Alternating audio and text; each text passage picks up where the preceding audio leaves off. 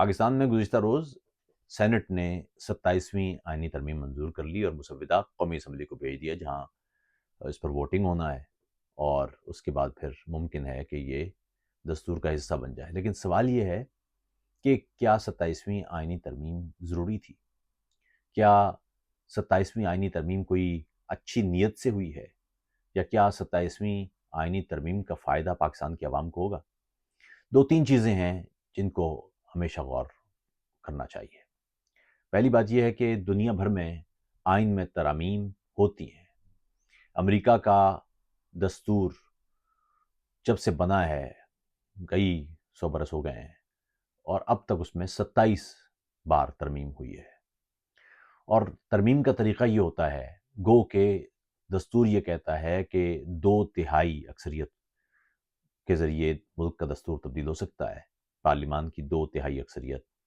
لیکن اس کے پیچھے اصل میں جو فلسفہ ہے وہ یہ ہے کہ قوم کی ایک واضح تعداد کسی معاملے پر متفق ہو، یعنی اپنے علاقے میں دستور میں تبدیلی، قوانین نہیں، دستور میں تبدیلی کے لیے اس علاقے کی عوام کی واضح اکثریت شامل ہو۔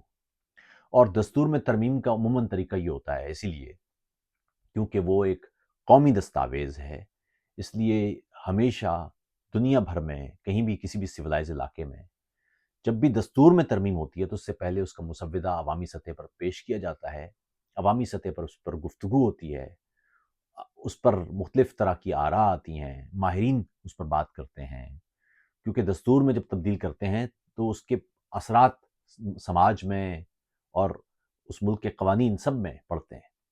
تو ہوتا یہ ہے کہ اس پر کھلے عام گفتگو ہوتی ہے، ماہرین کی تجاویز لی جاتی ہیں، اس کے پروز اور کانٹراز دیکھے جاتے ہیں، اور پھر ترمیم کی جاتی ہے تاکہ اس کا نقصان یا جو اس کے منفی اثرات ہیں وہ کم سے کم کیے جا سکیں۔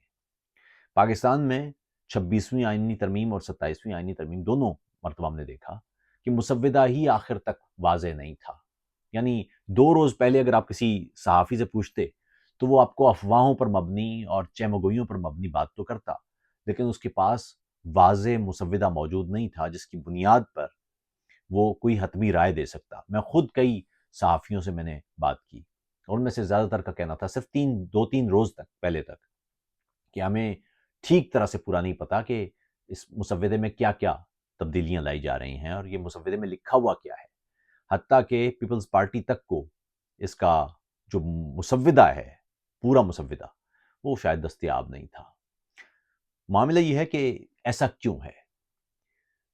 دیکھیے دوستو، دستور ہو یا قانون ہو، اس کی بنیاد یہ ہے کہ وہ سب مل کر بناتے ہیں، وہ سب پر نافذ ہوتا ہے، اور اس کا فائدہ سب کو ہوتا ہے۔ کسی ایک پارٹی، کسی ایک شخص، کسی ایک گروہ کو نشانہ بنانے کے لیے یا ہدف بنانے کے لیے جب بھی کوئی قانون تبدیل ہوتا ہے تو اس کا سماج پر تقسیم کی صورت میں اثر پڑتا ہے۔ دستور میں تبدیلی کی نیت سب سے زیادہ عام ہوتی ہے، اور وہ نیت واضح ہوتی ہے جب آپ دستور کو شفاف طریقے سے یا دستوری ترمیم کو واضح انداز سے عوامی سطح پر رکھیں، اس پر گفتگو ہونے دیں، اور پھر گفتگو کے نتیجے میں طے کریں کہ اس میں مسودے میں جو جو سقم ہیں وہ ختم ہوں۔ 26ویں آئینی ترمیم تھی یا 27ویں آئینی ترمیم تھی، ہمیں اس نیت کا فقدان لگا، اس نیت میں ہی گڑبڑ ہے۔ دوسرا یہ کہ جو حیرت انگیز معاملہ تھا وہ تھا 243 یعنی 243 جو آرٹیکل ہے پاکستانی کانسٹیٹیوشن کا۔ مزے کی بات ہے، میں نے بھی امریکہ کا ذکر کیا آپ سے دوستو، امریکہ میں 27 ترامیم ہو چکی ہیں، اور ان میں سے 10 ترامیم انسانی حقوق سے متعلق ہیں، یعنی ملک کے شہریوں کے حقوق، ان کو مضبوط بنانا اور ان کے حقوق کی حفاظت کرنا۔ دستور کا بنیادی کام چونکہ قوانین وضع کرنا ہوتا ہے اور معاشرے میں ایک آرڈر قائم کرنا ہوتا ہے، اور دستور کسی بھی ریاست، موجودہ جدید ریاست کا یوں سمجھے کہ ریڑھ کی ہڈی ہوتی ہے کہ اگر وہ نہ ہو تو ریاست قائم نہیں ہوتی۔ میں اس سے پہلے بھی کہہ چکا، ملک، وطن، ریاست یہ الگ الگ ٹرمینالوجیز ہیں۔ ملک یا وطن ایک غیر سیاسی اصطلاح ہے، آپ اپنے گاؤں کو بھی اپنا وطن کہہ سکتے ہیں، آپ اپنے صوبے کو، آپ اپنے علاقے کو اپنا وطن کہہ سکتے ہیں۔ میں پوٹھوہار سے ہوں تو میں کہہ سکتا ہوں پوٹھوہار میرا وطن ہے، لیکن ریاست نہیں ہے۔ ریاست ایک سیاسی اصطلاح ہے، اور ریاست کی بنیاد دستور ہے۔ اگر دستور نہ ہو تو ریاست نہیں ہوتی۔ ہمارے یہاں ایک جملہ آپ اکثر سنتے ہیں کہ جی ریاست عام ہوتی ہے، دستور تو کوڑے کے ڈھیر میں پھینکا جا سکتا ہے، ردی کی ٹوکری میں پھینکا جا سکتا ہے، کاغذ کا ٹکڑا ہی تو ہے۔ آپ اصل میں دستور ردی کی ٹوکری میں نہیں پھینکتے، آپ ریاست کو ردی کی ٹوکری میں پھینک رہے ہوتے ہیں جب آپ دستور کو پامال کرتے ہیں۔ دنیا بھر میں مختلف طرح کے نظام موجود ہیں، کہیں بادشاہت ہے اور کہیں جمہوریت۔ جہاں پر بھی بادشاہت ہو، آپ اس ملک کی شہریت حاصل کرنے کے لیے یہ قسم اٹھاتے ہیں، یہ حلف دیتے ہیں کہ آپ اس ملک کے بادشاہ کا تحفظ کریں گے، اس کا دفاع کریں گے۔ اور اگر آپ کسی جمہوری ریاست میں جاتے ہیں تو وہاں بادشاہ نہیں ہوتا، وہاں آپ دستور کے دفاع کا حلف اٹھاتے ہیں۔ یعنی آپ اس ملک کے قوانین پر عمل کرنے اور اس ملک کے دستور کو تحفظ دینے کا عہد کرتے ہیں تو آپ اس ملک کے شہری بنتے ہیں۔ اگر آپ اپنے ملک کے دستور کے ساتھ مخلص نہیں ہیں تو آپ اس ملک کے شہری نہیں ہیں۔ آپ کسی بھی ملک میں جا کے نیچرلائز کریں گے تو آپ کو دستور کا حلف دینا پڑے گا۔ پاکستان میں لیکن آپ معاملہ دیکھیں کہ دستور کو بالکل ایک غیر ضروری دستاویز سمجھا جاتا ہے، اور اسی لیے اپنے فائدے کے لیے، وقتی فائدے کے لیے آپ دستور میں واضح تبدیلی دیکھتے ہیں اس انداز سے۔ یعنی نیت کا عالم یہ ہے کہ جو دستور تبدیل کر رہے ہیں ان کے پاس مسودہ بھی نہیں تھا، عوامی سطح پر گفتگو بھی نہیں تھی، چیمگوئیاں ہو رہی تھیں، اور پھر اس میں جو کچھ تبدیلی لائی گئی وہ یہ کہ اب اس وقت آپ کے ملک میں 5 ستارہ جنرل ہے، اور جو آپ کا joint chief of staff committee کا سربراہ ہے وہ 4 ستارہ ہے۔ تو ظاہر ہے انہوں نے وہ تو تبدیلی کرنا ہی تھی، اور پھر انہوں نے مزید یہ کر دیا کہ تاحیات استثناء حاصل ہے۔ اچھا جی، تاحیات استثناء کیوں حاصل ہے آپ کو؟ بھئی سمجھ میں آتی ہے بات کہ ایک بندہ وزیر اعظم ہو یا صدر ہو پاکستان میں، وزرائے اعظم اور صدور اور دیگر جو سیاسی رہنما ہیں ان کو سیاسی انتقام کا نشانہ بنایا جاتا رہا ہے فوج کی جانب سے۔ تو حالات یہ ہیں کہ یہ تو سمجھ میں آتا ہے کہ یہ لوگ جو وزرائے اعظم ہوں یا صدور ہوں یا سیاسی عہدہ رکھتے ہوں ان کو یہ خوف ہو کہ ان کے خلاف پھر کوئی فوجی سازش، کوئی عسکری کنسپریسی ہو سکتی ہے، اور اس لیے وہ اپنے آپ کو پروٹیکٹ کرنے کے لیے اس انداز کا کوئی قانون منظور کریں۔ لیکن یہ کیسے ہو سکتا ہے کہ جو جرنیل ہیں، جو ملک کے ملازم ہیں، ان کے لیے آپ خصوصی دستوری ترامیم لا رہے ہوں؟ پھر دوسرا یہ کہ اس دستوری ترمیم میں عوامی فائدہ کیا ہے، عوامی مفاد کیا ہے، انسانی حقوق کون سے پروٹیکٹ ہو رہے ہیں؟ آپ یہ دیکھیے کہ پشتونخوا، بلوچستان، پنجاب کے کئی علاقے، کشمیر، گلگت بلتستان، چلیے کشمیر اور گلگت بلتستان کے علاقے تو براہ راست پاکستان کے دستور میں نہیں آتے، لیکن پاکستان کے اپنے علاقے یعنی سندھ میں آپ کراچی سے لے کے اور جیکب آباد تک جائیں، انسانی حقوق کی بدترین پامالیاں ہو رہی ہیں۔ ان پامالیوں کو ختم کرنے کے لیے کوئی دستوری ترمیم نہیں ہوتی۔ یہ دستوری ترمیم نہیں ہوتی کہ جو لوگ ہمارے بغیر مقدمے کے لاپتہ ہوں گے ان کو ہم کسی صورت میں لاپتہ نہیں ہونے دیں گے اور ان کو ہر صورت میں پروڈیوس کریں گے۔ اگر کسی نے جرم کیا ہے تو قانون کے مطابق اس کے خلاف کارروائی ہوگی، اگر جرم نہیں کیا ہے تو ہم سیکیورٹی فورسز کو یہ اختیار نہیں دیں گے کہ وہ قانون سے ماورا ہو جائے۔ یعنی آپ دیکھیے کتنے مضحکہ خیز بات ہے کہ ایک شخص نے بقول سیکیورٹی فورسز کے، ایک شخص نے چونکہ قانون توڑا ہے تو وہ قانون توڑ کے اس کو اغوا کر رہے ہیں۔ یعنی اپنے اندر یہ کتنا بڑا ظلم ہے۔ تو آپ کو ایسی ترمیم نظر نہیں آ رہی جس میں انسانی حقوق کا تحفظ کیا جا رہا ہو، انسانی حرمت کا تحفظ کیا جا رہا ہو، ملک میں جو دستوری بالادستی ہے یا سولین سپیس ہے اس کا تحفظ کیا جا رہا ہو۔ اب حالات ہی ہیں دوستو کہ 18ویں ترمیم جب سے ہوئی ہے 2010 سے، اس وقت سے لے کے اب تک اس کے خلاف فوج یہ چاہتی تھی کہ کسی طرح سے یہ ختم ہو جائے، اور ہم جیسے لوگ مسلسل شور مچاتے رہے کہ اگر یہ اس دستور پر کوئی حرف آتا ہے یا اس ترمیم پر کوئی حرف آتا ہے تو بنیادی جمہوری ڈھانچے پر بہت شدید زخم پہنچے گی۔ اور اسی لیے آپ نے دیکھا ہوگا کہ میں نے مسلسل اس پر بات بھی کی کہ 27ویں آئینی ترمیم ہو یا کوئی بھی ترمیم ہو، اگر آپ نے جو صوبائی خود مختاری ہے اس کو کم کرنے کی کوشش کی یا صوبائی حصہ کم کرنے کی کوشش کی تو اس کا نقصان ہوگا۔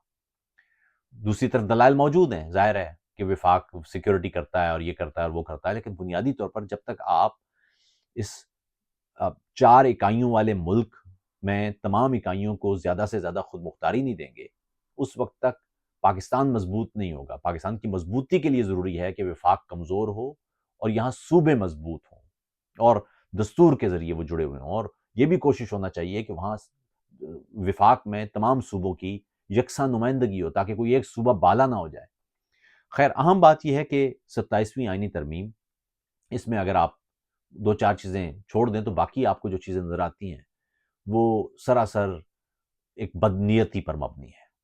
یعنی خاص طور پر یہ جو فوجیوں سے متعلق پورا معاملہ ہے، اگر آپ غور کریں کہ تاحیات، استثناء اور یعنی غیر ضروری طور پر، اصولی طور پر ہونا یہ چاہیے تھا کہ جو پاکستانی فوج، بری فوج ہے اور فضائی فوج ہے اور بحری فوج ہے، ان کا ایک جو نظام تھا جوائنٹ چیفز آف سٹاف، میں مسلسل کہتا رہا ہوں کہ اس عہدے کو مضبوط ہونا چاہیے تھا۔ انہوں نے وہ عہدہ ہی ختم کر کے اب جو بری فوج کا سربراہ ہے اس کو تینوں فوجوں کا سربراہ کر دیا ہے۔ اس کا مطلب یہ ہے کہ جو دوسری 2 فوجیں ہیں ان کو آپ نے ایک طرح سے وہ بری فوج کے نیچے کر دیا ہے۔ دوسرا ایک اور معاملہ بھی ہے کہ پاکستان میں یاد رکھیے گا جو فضائیہ ہے یا جو نیول آپ کی سروسز ہیں، ان کا تعلق رائل نیوی اور رائل فضائیہ سے ہے، لیکن جو پاکستان میں بری فوج ہے، اس بری فوج کی تاریخ بڑی عجیب ہے۔ وہ یہ کہ 1857 میں جب ایسٹ انڈیا کمپنی کو برطانوی راج نے قومی آیا یعنی نیشنلائز کیا، اس وقت تک یعنی ایک کمپنی یہاں کام کر رہی تھی جس نے ہندوستان کو غلام بنایا ہوا تھا، تو 1857 میں اس کمپنی کو نیشنلائز کیا گیا۔ تو یہ سوچا گیا کہ اس کے فوجیوں کا کیا کرنا ہے ہم نے، کیونکہ جو ایسٹ انڈیا کمپنی نے اپنے فوجی بھرتی کر رکھے تھے، ان فوجیوں کو کہاں ٹھکانے لگایا جائے، تو وہاں پر پھر اس لیے ان فوجیوں کو برطانوی فوج میں داخل کر لیا گیا۔ یعنی یاد رکھیے گا کہ یہاں پر جو بری فوج ہے وہ ایسٹ انڈیا کمپنی سے اس کی تاریخ ملتی ہے، لیکن جو فضائیہ ہے، یہ جو بحریہ ہے، اس کی تاریخ رائل ملٹری، رائل نیوی اور رائل ایئر فورس سے ملتی ہے۔ تو اسی لیے آپ نے دیکھا ہوگا کہ زمینی طور پر بھی ان دونوں فورسز، اب ظاہر ہے ان کے اثرات ان پر بھی پڑ رہے ہیں، لیکن مجموعی طور پر ان 2 فورسز کے بیہیویئر ڈیفرنٹ رہتا ہے، اور جو بری فوج کا شروع سے بیہیویئر ہے وہ اسی طرح سے ایسٹ انڈیا کمپنی والا ہی ہے۔ تو جب تک آپ اکاؤنٹیبل نہیں کریں گے، جب تک آپ پاکستان کا جو ایک ادارہ پاکستانی حکومت اور پاکستانی ریاست سے بھی بڑا بن گیا ہے، اس کو جب تک دستور کے نیچے نہیں لائیں گے، بلکہ آپ الٹا دستوری ترامیم کر کے آپ اس ادارے کو اور مضبوط بنائیں گے، تو پھر آپ پاکستان میں جمہوری سٹرکچر اس کو آپ نقصان نہیں دیکھ سکتے۔ اب مسئلہ یہ ہے کہ پاکستان میں جو سیاستدان ہیں وہ اپنے آپ کو فوج کے سامنے اتنا کمزور پاتے ہیں کہ وہ فوجی ایما پر اور فوجی آشیرواد پر وہ اپنی حکومت قائم کرتے ہیں، عوامی رائے سے اقتدار میں آنے کے بجائے، اور اس کا نتیجہ یہ نکلتا ہے کہ وہ فوج کو سرو کرنا شروع کر دیتے ہیں۔ اچھا، مزید مثالیں بھی موجود ہیں۔ مثالیں یہ دیکھیے کہ میانمار میں جو نوبل امن انعام یافتہ آنگ سان سوچی ہیں، انہوں نے یہی سوچا کہ فوج بہت طاقتور ہے اور فوج سے سپیس لینے کے لیے اسے تھوڑی سی مراد دینا ہوگی۔ انہوں نے کیا کیا، ان کو 14 برس قید کے بعد جب وہ عوامی سطح پر واپس آئیں اور ان کی جماعت نیشنل لیگ وہ انتخابات جیت گئی اور پارلیمان میں آئی اور اچھی خاصی اس کے پاس میجورٹی تھی، تو فوج نے اس سے کہا کہ آپ دستوری ترمیم کر کے پارلیمان کی 20% نشستیں ان کو آپ دستور میں شامل کر دیں کہ وہ فوج کے پاس ہوں گی۔ انہوں نے یہ سوچا کہ یار سپیس دیتے ہیں تھوڑی سی، یہ اس طرح سے کر کے سپیس واپس لیں گے اور وہ جو میانمار ہے وہاں جمہوریت واپس آئے گی۔ ان کی سوچ یقیناً یہی ہوگی، لیکن نتیجہ یہ نکلا کہ وہ 20% سیٹوں کے ذریعے پہلے تو فوج پارلیمان میں آئی، اور پھر چونکہ دستور میں یہ طے ہو چکا تھا کہ فوج سیاست میں کردار ادا کر سکتی ہے، تو اس کے بعد پھر فوج نے وہاں مارشل لا لگا دیا، اور اب میانمار تب سے لے کے اب تک وہاں پر ایک جنتا، ایک فوجی حکومت وہ موجود ہے۔ اسی طرح آپ نے دیکھا کہ انڈونیشیا میں صدر سہارتو کے اقتدار کے خاتمے کے بعد وہاں جمہوری ریفارمز ہوئیں اور وہاں تیزی سے ترقی ہوئی۔ یعنی یوں دیکھیے کہ 30 سال تک سہارتو نے وہاں پر حکومت کی، اور پھر 1997-98 میں جو ایک معاشی انقلاب پیدا ہوا، کیونکہ وہاں پر ایشیا میں مالیاتی بحران آیا تھا اور غربت اور مہنگائی اور بے روزگاری کی وجہ سے وہاں نوجوان باہر نکلے، اور انہوں نے انڈونیشیا میں سہارتو کے 30 سالہ اقتدار کا خاتمہ کیا۔ بہت خون بہا اس 30 سال میں، انسانی حقوق کی شدید پامالیاں ہیں، کرپشن ہے، بدعنوانی ہے، انسانی تکریم کی پامالی ہے، سب کچھ ہے۔ اس 30 سال کے بعد جب عوام نے اس سے اقتدار حاصل کیا اور وہاں جمہوری ریفارمز ہوئیں، تو کچھ ہی سالوں کے اندر انڈونیشیا دنیا کی جو 20 بڑی اکانومیز ہیں ان میں شامل ہو گیا. لیکن اب جو نئے صدر ہیں وہ صدر سہارتو کے سابقہ داماد ہیں، اور انہوں نے کل کیا کیا، صدر سہارتو یاد رکھیے گا 2008 میں فوت ہو گئے تھے. انہوں نے کیا کیا کہ سہارتو کو جو ایک قومی مجرم ہونا چاہیے انہوں نے قومی ہیرو ڈکلیئر کر دیا، کیونکہ جو نئے صدر ہیں یہ چاہتے ہیں دوبارہ سے، کیونکہ یہ بھی فوج میں رہے ہیں، یہ چاہتے ہیں دوبارہ سے کہ فوج وہاں پر طاقتور ہو اور اس کا سیاسی اثر و رسوخ بڑھے. تیسری دنیا کے ملکوں میں یہ بڑا مسئلہ ہے کہ وہاں پر نظام مضبوط کرنے کے بجائے اشخاص کو مضبوط کرنے کی ایک روایت ہے. ہمارے ہاں جی فلاں لیڈر بہت پاک صاف ہے. ارے بھائی لیڈر کے پاک صاف ہونے کی نہیں، نظام کے پاک صاف ہونے کی کوشش کرو. ایک ایسا نظام بنا دو کہ کوئی ایک لیڈر یا کوئی ایک فرد یا کوئی ایک فرشتہ نہ ہو، بلکہ کوئی بھی اس سیٹ پر بیٹھے، اس نظام کے تحت ریاست چل رہی ہو. ایک فعال ریاست اسی کا نام ہے. وہاں محکمے، وہاں ادارے کام کر رہے ہوں، ایک شفاف طریقے سے اکاؤنٹیبلٹی ہو. لیکن یہاں اس کا خیال رکھنے کو کوئی تیار نہیں ہوتا. بنگلہ دیش میں بھی آپ کے سامنے ہے. بنگلہ دیش میں فوج ایک طویل عرصے تک حکومت کرتی رہی، بالآخر وہاں پر پولیٹیکل ریفارمز ہوئیں، اور وہاں اس پولیٹیکل ریفارمز کے نتیجے میں ایک جمہوریت پیدا ہونے کی بجائے وہاں پر حسینہ واجد نے اپنی آمریت نافذ کر دی. اور وہ آمریت اس قدر شدید تھی کہ لوگ فوج کو دعائیں دینے لگ گئے، اور اس کا نتیجہ یہ نکلا کہ فوج کے ساتھ مل کر وہاں پر حسینہ واجد کی حکومت کا خاتمہ ہوا، فوجی ایما پر ہوا. یہ جو انقلاب آپ کو بنگلہ دیش میں نظر آتا ہے اس کو پوری فوجی ایما حاصل تھی، اور اب فوج تب سے اقتدار پر قابض ہے. اور اس وقت جو بنگلہ دیش ہے وہ ایک عبوری دستور کے تحت چل رہا ہے، دستور معطل ہے وہاں. تو پاکستان میں بھی جب تک آپ فوج کو مضبوط کرنے کی کوشش کرتے رہیں گے، نظام کو مضبوط کرنے کے بجائے، یا ریاست کو مضبوط کرنے کے بجائے، یا پاکستان کے سولین اداروں کو مضبوط کرنے کے بجائے، وہاں پر آپ کو مسلسل اسی طرح کا انحطاط نظر آئے گا. پاکستان رفتہ رفتہ ایک نیشنل سیکیورٹی سٹیٹ اور زیادہ بن چکا ہے، پولیس سٹیٹ بن چکا ہے. اس کیفیت میں بے حد ضروری ہے کہ وہاں ایک پولیٹیکل ڈائیلاگ ہو، وہاں پر کھلی گفتگو ہو، اور اگر نہیں ہوتی ہے تو آپ یقین کیجئے کہ پاکستان آگے جا کے مزید مسائل میں دھنستا چلا جائے گا. میں ایک اگلے ویلاگ میں ایک تفصیل سے بات کروں گا کہ ہمارے یہاں جو ایک روایت چل پڑی ہے کہ آپ نے سٹیٹس کو کے خلاف بات کرنا ہے، لیکن سٹیٹس کو کے خلاف بات کرنے کے لیے ضروری ہے کہ آپ کے پاس ایک نظام موجود ہو جو ریپلیس کر سکے، ورنہ انارکی ہوگی. اس پر میں اگلے ویلاگ میں تفصیل سے بات کروں گا، کیونکہ اس کے ٹانے بانے آپ کو سوڈان کی صورتحال سے ملتے ہیں. سوڈان پر اگلے ویلاگ میں تفصیل سے بات کریں گے. لیکن اس دفعہ میں آپ کو ذاتی طور پر بتا سکتا ہوں کہ 27ویں آئینی ترمیم 26ویں آئینی ترمیم کے تحت کی طرح ایک اشرافیہ کو تحفظ دینے کی ایک ترمیم ہے. اس میں زیادہ تر نکات وہ ہیں جو کسی بھی صورت پاکستان کے عوام کے فائدے کے نہیں ہیں، اور خاص طور پر ایک بدنیتی پر مبنی ایک معاملہ ہے. ایک ایسی ترمیم جس میں پاکستان کے تمام عوام شامل نہ ہو. خاص طور پر جو پی ٹی آئی ہے پاکستان کی ایک بڑی سیاسی قوت ہے. اگر آپ کا یہ دعویٰ ہے کہ میثاق جمہوریت پر عمران خان دستخط کر چکے تھے تو ضروری تھا کہ وہ انگیج کیا جاتا، ان کے ساتھ بات کی جاتی، کیونکہ جب تک آپ بات نہیں کریں گے، جب تک آپ کھلے ایک گفتگو نہیں کریں گے، اس وقت تک پارلیمان کے ذریعے ترامیم لانا وہ پاکستانی عوام کے لیے کس طرح سے قابل قبول ہو سکتا ہے. ایک بڑی عوامی طاقت کو آپ ایک طرف رکھ دیں اور آپ بالا ہی بالا یہ طے کر لیں کہ ہم 24 کروڑ لوگوں سے زیادہ بہتر سوچ سکتے ہیں. یہ ایک خوفناک بات ہے. میں ذاتی طور پہ عمران خان کا ناقد ہوں، میں عمران خان کی سیاست کو پسند نہیں کرتا، لیکن عاطف توقیر ایک فرد ہے. کوئی بھی ایک فرد، اس کو یہ حق ہی حاصل نہیں ہے کہ وہ کسی عوامی مینڈیٹ کو رد کر دے. یعنی میں ذاتی طور پر عمران خان کی سیاست سے اختلاف بھی کرتا ہوں، ان پر تنقید بھی کرتا ہوں، لیکن ساتھ ہی ساتھ عمران خان کے مینڈیٹ کا احترام بھی کرتا ہوں. یہ اصول ہے. میں اگر بھارت میں ہوتا تو میں مودی کے خلاف بات کر رہا ہوتا، لیکن یہ نہیں ہو سکتا کہ میں مودی کے مینڈیٹ کو ماننے سے انکار کرتا ہوں. یہ بالکل دو الگ الگ چیزیں ہیں. ان کو ہمیشہ خیال رکھا کیجیے. جمہوریت میں کسی بھی سیاستدان پر تنقید ہوتی ہے، ہونا چاہیے. کوئی بھی سیاستدان، کوئی بھی فوجی، کوئی بھی ملکی ادارہ وہ عوامی تنقید سے بالا نہیں ہونا چاہیے.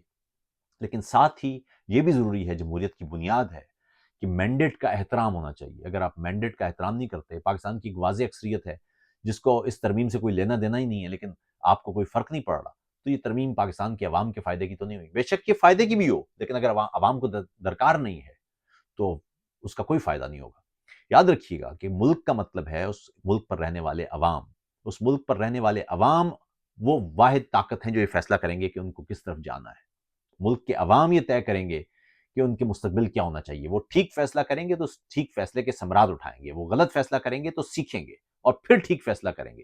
جمہوریت کی چھننی اسی کا نام ہے۔ اگر آپ جمہوریت کی چھننی نہیں چلنے دیں گے اور آپ بار بار اوپر بیٹھ کے 10-15 لوگ یہ فیصلہ کر لیں گے کہ وہ طاقتور ہیں، وہ فیصلہ بہتر کر سکتے ہیں، وہ عوام سے بہتر جانتے ہیں، ان کا ملک ہے، عوام کا کوئی لینا دینا نہیں ہے، تو پھر یہ ملک اسی طرح سے ایک غیر فعال ریاست کے طور پر چلتا رہے گا اور پاکستان ہمیشہ چیلنجز کے محاصرے میں ہی رہے گا۔ اپنا خیال رکھیے گا۔